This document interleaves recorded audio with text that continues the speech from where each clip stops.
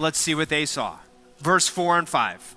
When they were wondering about this, all those emotions, all those feelings, everything that they had gone through in the last week, when they're wondering about all of this and what now this means that this body is not here, suddenly 2 men in clothes that gleamed like lightning stood beside them.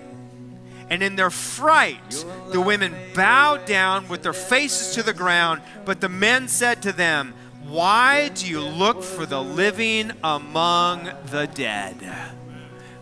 Folks of Stockton, First Baptist, those who are listening right now online as well, let's get our heads up off of the tomb. Let's get our heads up and see what God is doing. Let's no longer live with our heads down. Let's no longer live walking through the grave sides, walking to a tomb and expecting the death to be the end of us. Let's get our heads up. And let me even challenge you on this, that when people come to you with their Eeyore issues, and you know what an Eeyore issue is, right? You remember Winnie the Pooh and Eeyore, right? Eeyore's like, oh yeah, right? Inflation's so high.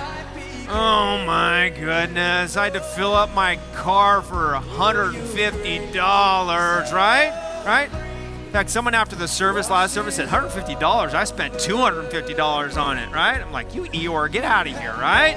Eeyore, come on, don't hang out with the Eeyores. We don't belong there. Blah, blah, blah, blah, blah, blah, blah. No, in fact, when I saw in verse 5 that these women put their face down because of the fear that they were in, I thought about if anybody could be an Eeyore, it would be a gal by the name of Johnny Erickson Tata. Some of you know her story. Years and years ago, when she was 17 years old, she had a diving accident into a river. She hit a rock. She became a quadriplegic, paralyzed from the neck down for the rest of her life. You know what she says she likes least about her paralysis? She says every week in her church, her worship leader leads, and he will say, if you can, get down on your knees right now to worship. And she says when everyone else is doing that, she can't. And she said one time it just kind of struck her odd, and she began to cry.